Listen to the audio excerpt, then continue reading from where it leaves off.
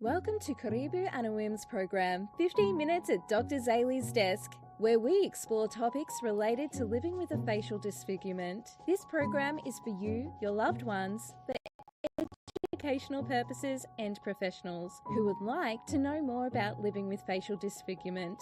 Our presenters have lived experience, research background, or work with people living with facial disfigurement. It's important to begin the conversation with terminology that society understands and is clear. We use the word disfigurement as it is the medical and legal terminology. We recognise you may identify with other words such as visible difference or with your own diagnosis. Let's see where the conversation goes. So pull up a seat, grab a cuppa, and let's chat around the table with Karibu Anawim's 15 Minutes at Dr. Zali's Desk. Hi guys, and welcome. We're on the straight and narrow. We're in November, would you believe? The first week of November, and in each month, at the beginning of each month, we have a new topic, and this month's topic is the importance of educating others. Last week, we had October's monthly question and answer time, Q&A time, and we've had some fun doing that. I think we had about 7 questions, if I remember rightly. And this week, we are talking very briefly about the importance of educating family members.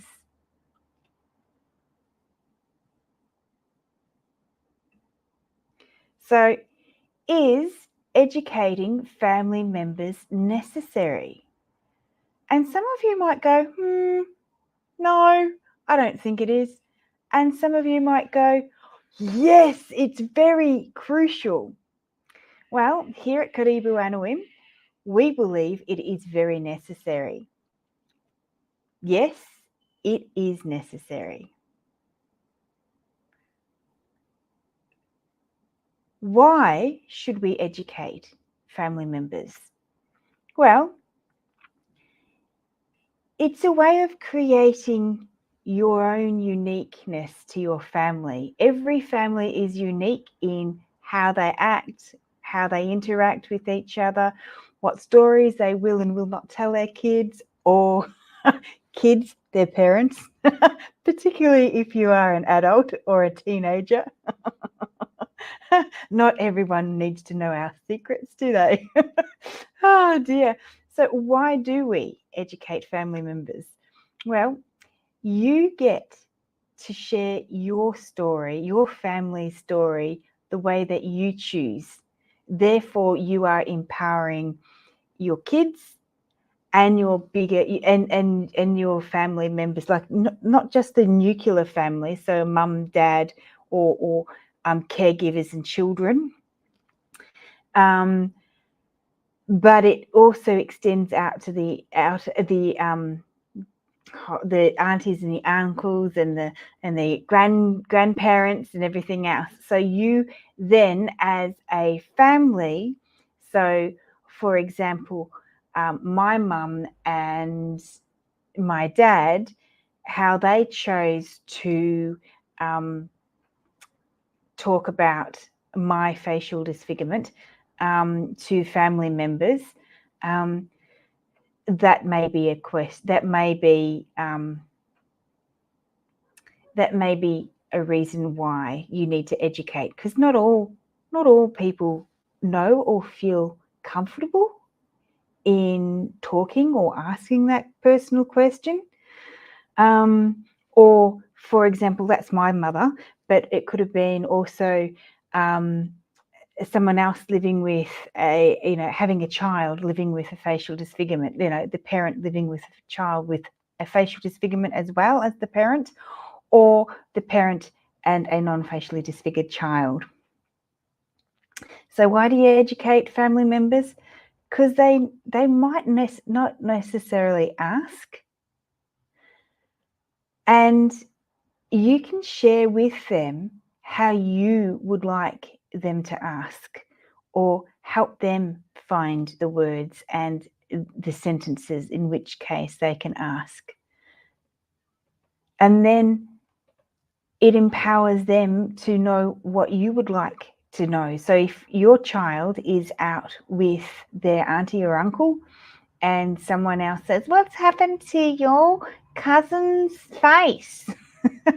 Then the auntie and uncle can step in, and because you've already educated them what to say and how to say it for you and your family, then they just say, they say what you would like them to say.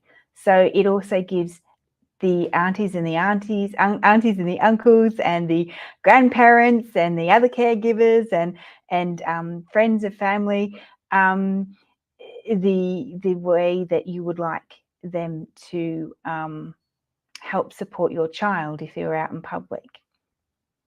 And also another reason why you might educate other family members is because, especially for cousins, if you don't see your cousins for a very long period of time, like every 6 months or so, it's okay when they get older, and can remember the story.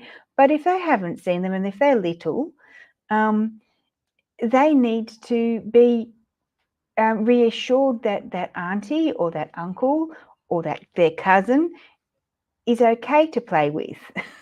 It's okay to open up and ask questions, and also, can be fun. Distant relatives may not know or feel very shy in asking how to approach, especially older ones. And this is where you get to create a culture, a family culture, where answering questions about people's differences is welcomed and fostered, and not shunned or dismissed, or not even addressed, if that makes sense, or not addressed, or just not addressed, should I say.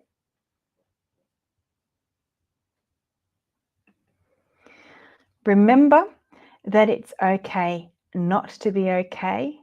And also just, I want you to think about this week, besides using some self-care, but what kind of family culture do you want to foster? Do you want to foster a warm, welcoming one where everyone's welcomed, no matter what difference? And then how does that work? How do you do that? Or do you want to have it quiet and not spoken about? The choice is yours. And there's a healthier way to deal with things that may or may not, depending on how you do it, be more healthy for your child living with facial disfigurement or not. And then also remember to be kind to yourself this week and your family members. This month, we are going to practice the 4-7-8 breathing technique. And the 4-7-8 breathing technique has been shown to reduce asthma symptoms, reduce fatigue, bolster stress management, reduce hypertension, anxiety, aggressive behavior, and also improve migraines. So should we have a go at doing this? So what we do is we breathe in for 4 seconds, we hold our breath for 7 seconds, and then we exhale for 8 seconds. Sometimes we can feel a bit giddy and lightheaded if we do this, and we do this really well. But that will soon pass, and you get better at it as you practice. So shall we practice together? Let's go. Breathe in for 4 seconds. 2, 3, 4. Hold for 7 seconds. 1, 2, 3, 4, 5, 6, 7. And exhale. 2, 3, 4, 5, 6, 7, 8.